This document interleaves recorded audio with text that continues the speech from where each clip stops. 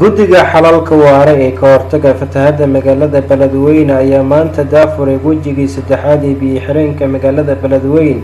aqoonyahanno Muqdisho ka yimid odayaal, haween, dhalinyaro, nabadoono, ganacsato, cilmi-diin iyo maayarka magaalada Beledweyne Nadar Tabax Maalin ayaa goobjoog ka ahaa munaasabada daafurka biyo-xireenka Qooqane. Xaaji Maxamed Sabri Nuur oo ka mid ah madaxda sare ee guddiga xalalka waara ee ka hortaga fatahaada magaalada Beledweyne iyo madax kale oo guddiga ka mid ah ayaa sheegay in hawsha ay sii wadi doonaan. waxa hadda aan sameynayna hadduu Ilaahay yiraahdo jidkeenan kor u qaadno nus mitir ilaa 1 mitir meelihii uu ka burburayna aad looga buuxiyo jidkaas oo gebigiisba aan kor u qaadayno. muhiimadda jidkaasna waxay tahay iyada uu ka qayb qaadan doono in beeralayda ay ka faa'iideysan doonaan dadka deegaanka.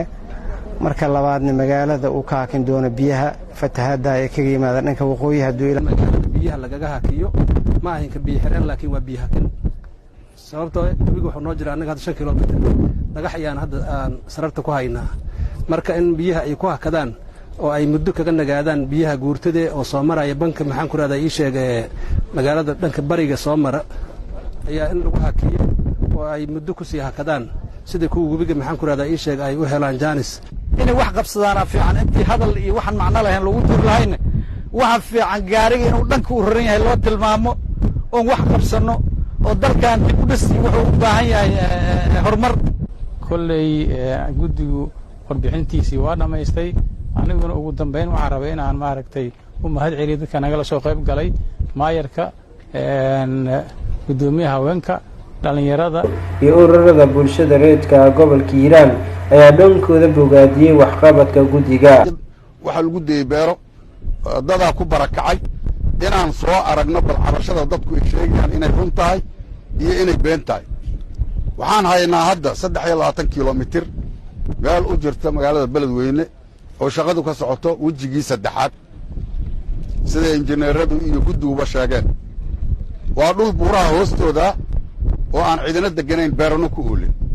marka taas waxaan leeyahay dadka in wax wanaagsan la sheegaahay waa sabdaqo. waa aragteen wax dhibaato oo ka soo gaaray malaha dadka ayaga isla dhashay ayaga isku gurmana macadalaha iyadoo biyo lagu jira gurmad loo sameeyay walaaleen qardho ay fatahaad gaartay. marka ma aragtay inaan gobonimadaas ku dhimanno sharaftii ay awooyaashan lahayn inaan ku dhimanno inaan u istaagno wax kasta oo loo istaago waa la qaban karaa.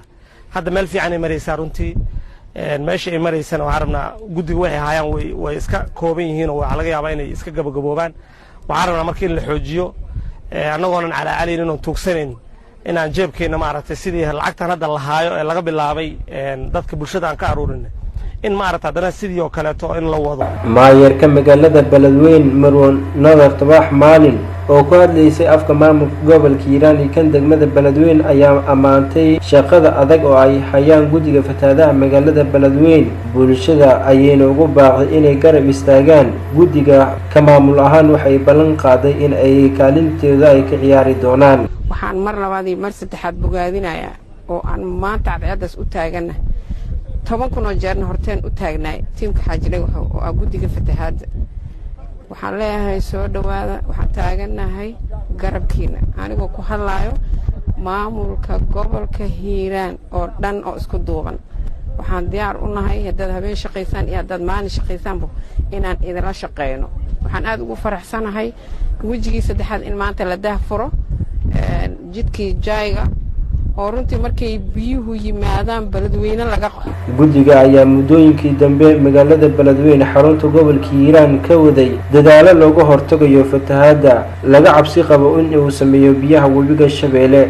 taa oo guddiga har iyo habeen ay u taagan yihiin in bulshada magaalada Beledweyne si nabad ah ay guryahooda ugu noolaadaan. Cabdinuur Cusmaan Aadan Carays, idaacadda TV-ga caalamiga SBC magaalada Beledweyne.